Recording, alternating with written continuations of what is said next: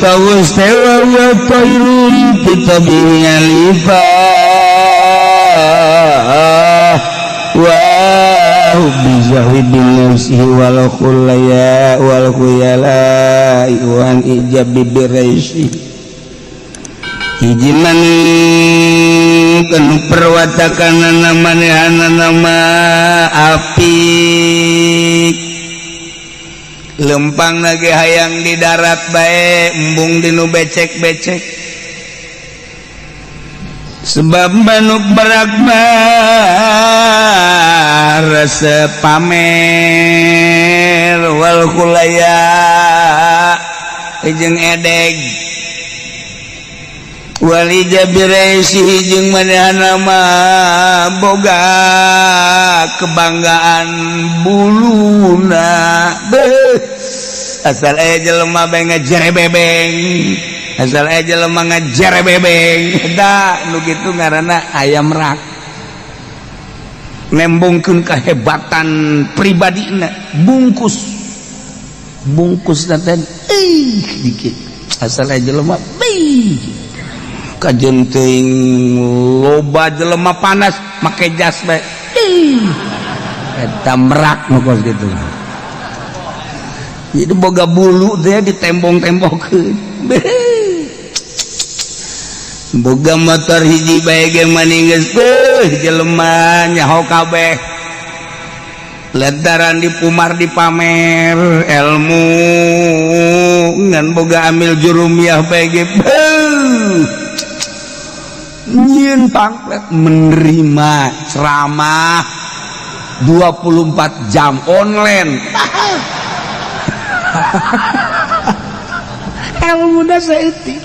eta garana nu kos itu merak dienembongkeun bulu jelema lamun nembongkeun bulu bae mah jauh kana ka sorga sebab ujub jeung riaya di manehanana nu mentak dipake anekdot ku para aulia Allah terutama Imam Jalaluddin Rumi ieu burung merak cek manuk merak teh aya hirup kikieuan bae saumurna berarti aya dina rugi batur mah bisa ngapa ka mana-mana aing mah ieu dihandap bae maka manuk merak wari cicing di jero bahkan buluna dicabutan ku manehanana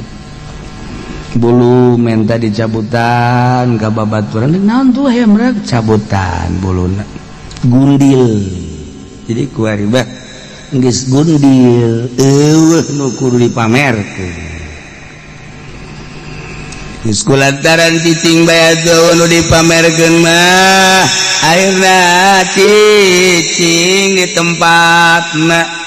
eta manuk pada ngalayat nu sejenna lantaran merak teu pernah keluar di berbagai hutan-hutan jeung daerah lain bangsa manuk bae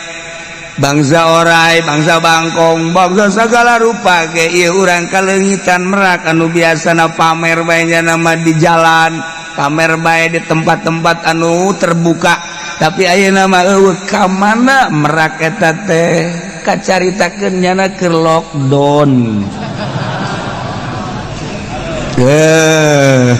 dilalayan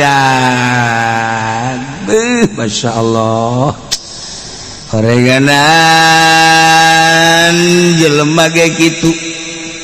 di mana loba pamer mah atuh jelema teh di dinya sumber ria jeung ujubna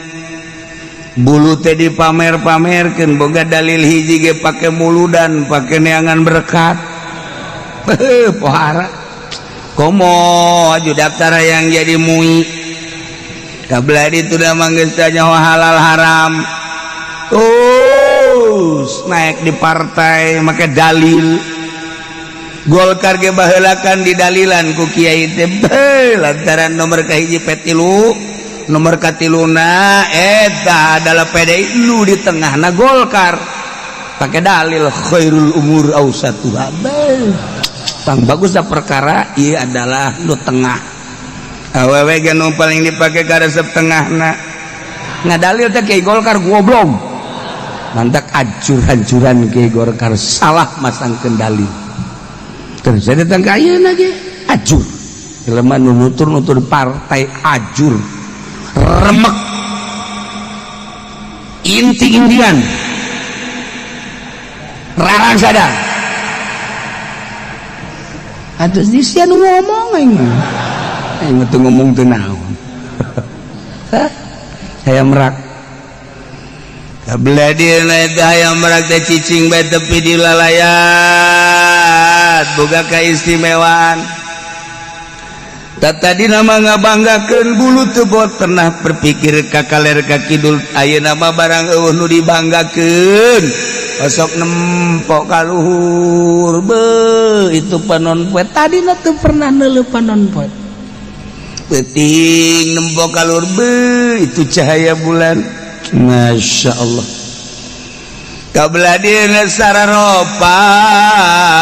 hewan-hewan anu sejenna tengah hormat ai baheula mah isin ku merak teh isin teh ku gindingna isin ku buluna sieun ku gindingna sieun ku buluna tapi ayeuna mah deudeuh hayam merak teh geus teu boga bulu nu dibanggakeun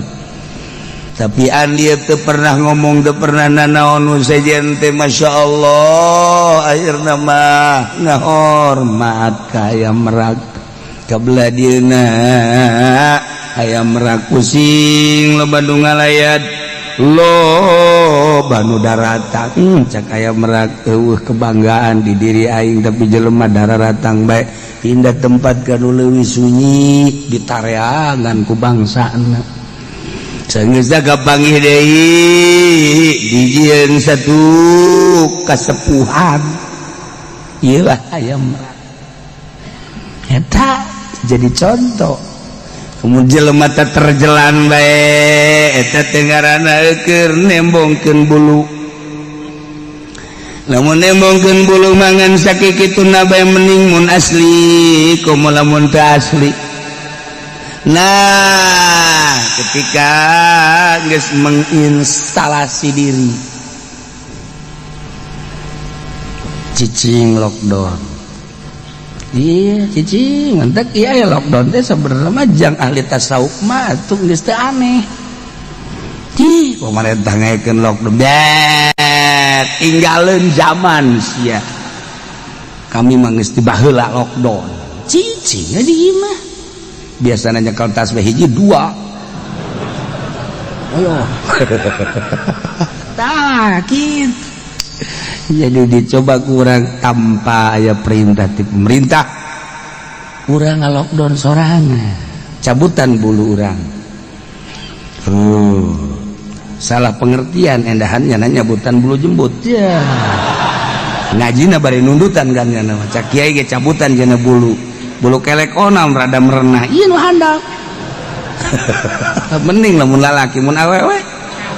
aduh, Masya Allah. Oke pamajikan Haji Pendi ka Haji Pendi tadi ngaji ditanya nyabutan bulu nyana ngadangkak we pang nyabutankeun ka.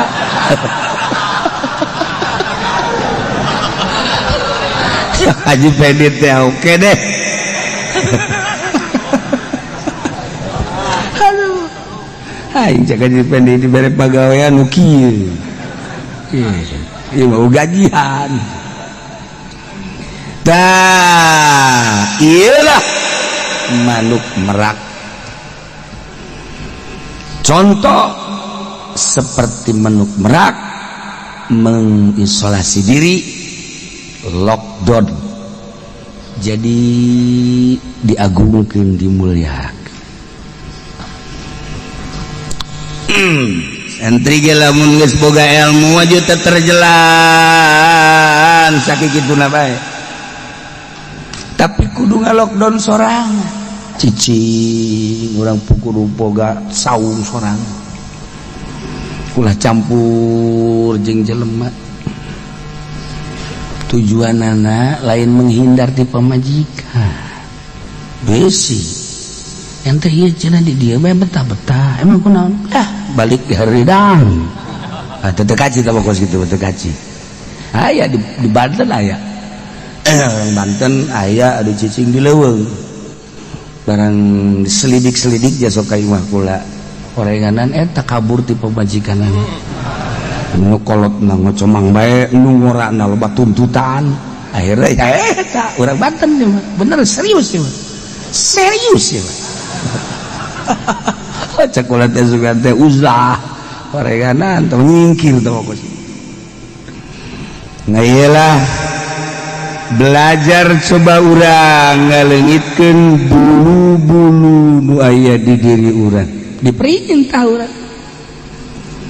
geus boga ilmu teh ulah dipamer-pameran nu sok dipamer-pamer mah tah masa kikituna bae model nyieun pamflet nomor kaduana modal ngayang-ngayakeun pasaran eta teh ngaranna keur nembongkeun bulu kolot baheula mah tersebut teh kitu tapi kuari mah loba dalil kan ilmiah mengejar kumaha bae eta mah ngan sakikituna baheula mah bener-bener mengisolasi diri nyepi penting hese ngemanggihan kiai anu ti penting mal kapangi kuari mah di jam sabaraha bae kapangi bahkan menerima jam berapa saja konsul daun gitu garanna teh online eta kos kitu teh kiai teh sebaheula bae kapangi jeung kiai eta lah nyarana keur jabutan bulu dekayang nyaho ka jati diri urang teh bulu teh kudu dipiceunan heula satungtung urang can ngarti can paham ka diri urang sorangan atuh moal paham ka Allah lamun can paham ka pangeran atuh ibadah teh kakarak ibadah zahir unggul can boga kanikmatan diparenta ku Kangjeng Nabi teh salat salat we puasa puasa we maca Quran maca Quran we lantaran urang can ngarti ka jati diri urang lamun can ngarti ka jati diri urang moal kapanggih jeung pangeran jadi hayang kapanggih jeung pangeran teh ya di diri urang sebab jeung Kangjeng Nabi man aropa nafsa robah bulu cabutan heula ulah aya kebanggaan di diri urang bangga ku ilmu hijab bangga ku gagah hijab bangga ku turunan hijab bangga homo tamah model bangga ku balok panggul ku sia balok kita ke hijab juga sih cabutan teh kebanggaan eta teh karak ngarti ka diri sorangan ngarti ka sejatina diri lamun geus ngarti ka sejatina diri urang ngobrol teh geus lain jeung jelema tapi jeung nurani engke ge aya bahasa-bahasa anu timbul sorangan ti Gusti Allah ka urang nyieun ngeunaheun ibadah nikmat ibadah nu mantak diuk bae sapeuting tapi nikmat ya Allah gitulah ibadah kabelah dituda engke dibere ku Allah sen-sen tanda-tanda rambu-rambu ieu hejo ieu koneng ieu merah geus lamun geus dibere rambu-rambu kos kitu geus nikmat hirup teh da ieu lah ngiceunan bulu ya tuh ya teh hese teh kos gitu teh ini lain carita pice dan bulu-bulu urang ulah anu dibanggakeun mungkin nama kaditu awak urang teh kapopohokeun sebab urang keur ka Maha Agung ieu contoh hayam merak